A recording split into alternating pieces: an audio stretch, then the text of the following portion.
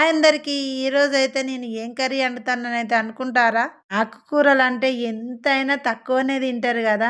అదే బిర్యానీ, నూడిల్స్ అని బాగా తింటారుగా పిల్లలు. అందుకోసమే మా పిల్లలైతే ఆకుకూరలైతే ఉత్తగా వండితేనైతే తినట్లేనని పాలకూర పప్పయితే ఏసి వండుతాన్న. తోటకూర అయినా, పాలకూర అయినా, సుక్కకూర అయినా, గంగవాయిల కూర అయినా పప్పు ఏసి అండాల్సిందే. ఉత్తది వండితే అసలు తినట్లేరు. ఈ ఆకుకూరలంటే నచ్చనోళ్ళు ఉంటారు గదా! అందుకోసమని ఇట్లా పప్పేసి వండితేనైతే మంచిగా పిల్లలకు కూడా ఇష్టం అనిపిస్తుంది. తింటారు కదా!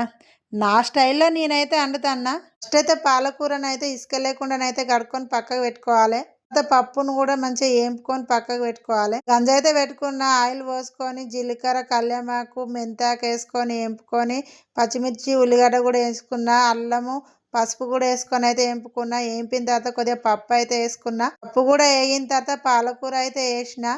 పాలకూర కొద్దిగా ఉడికిన తర్వాత టమాటా, కారం, ఉప్పు అయితే వేసుకొని ఉడికించుకోవాలి. వాటర్ పోసుకొని ఉడికిన తర్వాత కొద్దిగా పచ్చిదనాల పొడి, మెంతి పొడి వేసుకొని అయితే దించుకోవాలి. వేడి పాలకూర పప్పు రెడీ నండోయ్. కూడా ఏ విధంగా చేస్తారో నాకైతే కామెంట్ పెట్టండి. పిల్లలు అయితే ఇట్లా ఇష్టంగా తింటారు. మీరు కూడా ఇట్లా ట్రై చేయండి. వీడియో కనుక నచ్చంటే సబ్స్క్రైబ్ చేసుకొని షేర్ చేయండి, లైక్ చేయండి. Thank you for watching video. Next వీడియోలో అయితే కలుద్దాం. Bye bye. ఉంటాం మళ్ళా.